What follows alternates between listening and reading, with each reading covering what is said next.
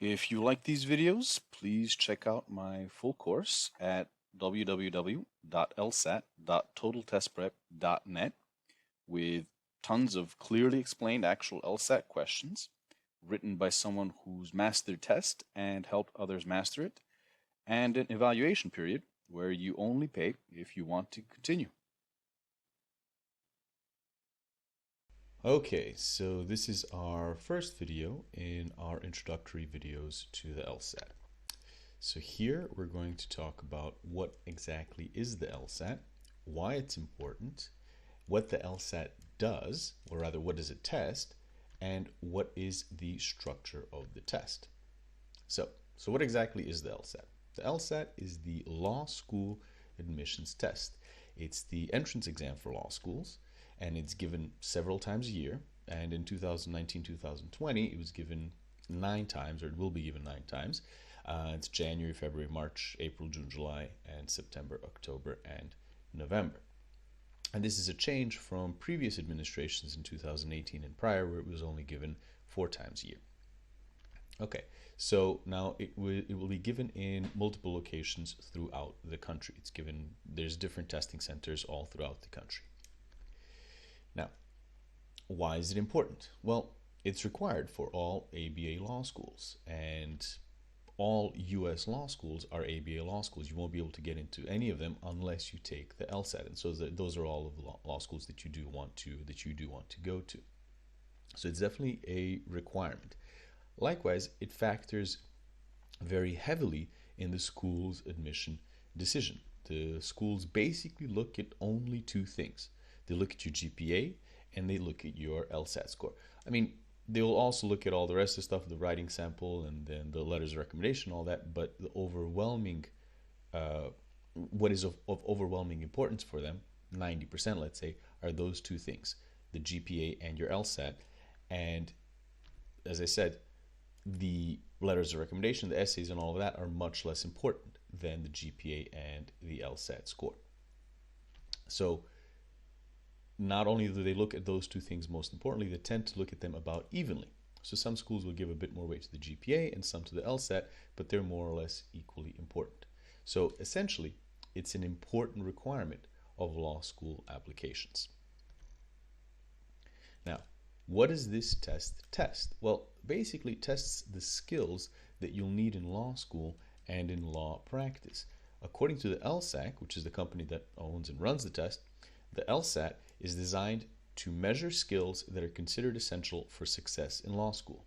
So that's the reading and comprehension of complex texts with accuracy and insight, the organization and management of information and the ability to draw reasonable inferences from it, and the ability to think critically, and the analysis and evaluation of the reasoning and arguments of others. So it's basically a way for the test for the schools to test your ability to see how well you do on the skills and how strong your skills are, the ones that are needed in law school and law practice. However, it doesn't test the law or legal history. So you won't be asked to repeat specific information, facts, dates, etc., things like that. You won't need to memorize anything. It's not a content test. You don't have to learn a particular set of information. What you have to learn is, or rather what you'll have to know, is you will need to learn how to think critically, and that's what's tested.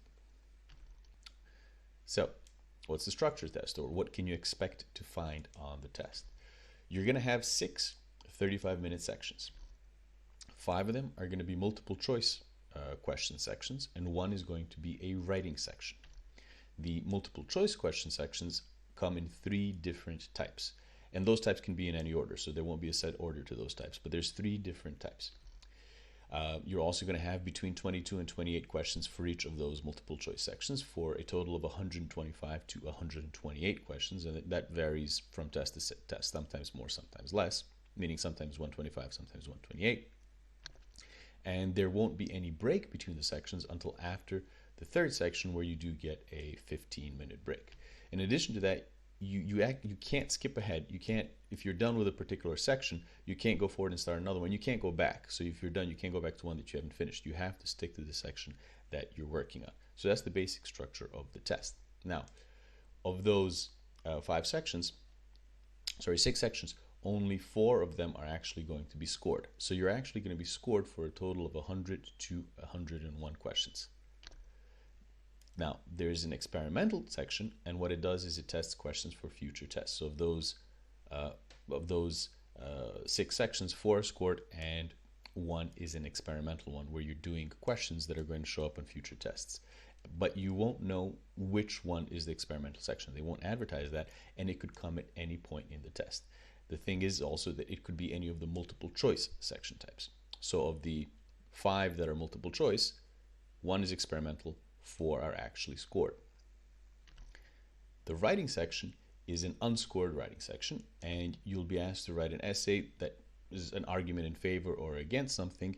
And there's been a recent change to the test where now this section is actually taken separately. So you do it on your own via the internet, and how much time you have to do it or when you have to complete it depends on the schools that you're applying to. You can start doing it the day that you take the test. You come back from the test and you can do it online at home. So that's the situation. You have those 6 sections, of which 1 is done at a separate moment. 1 is experimental, or rather of the 5 remaining, which are multiple choice, 1 of those 5 is an experimental one. It's not actually graded, and 4 are the ones that will determine your score.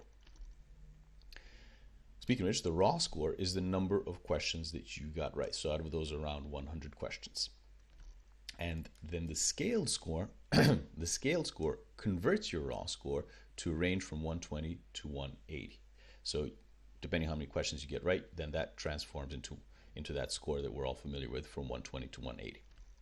Now, each scaled score represents the percentile where you rank compared to the other test takers. So a 150 is the 50th percentile. So you scored in the middle of all test takers. You did better than half and worse than half. And most test takers are actually in the middle. Something around 65% score between 140 and 160. And the law schools are actually interested in your scaled score. Now, in addition to all of that, what you can expect to find in the test, how is the test given? The format of the test has actually changed. So it is now a digital test starting in 2019. In September of 2019, it will be purely a digital test.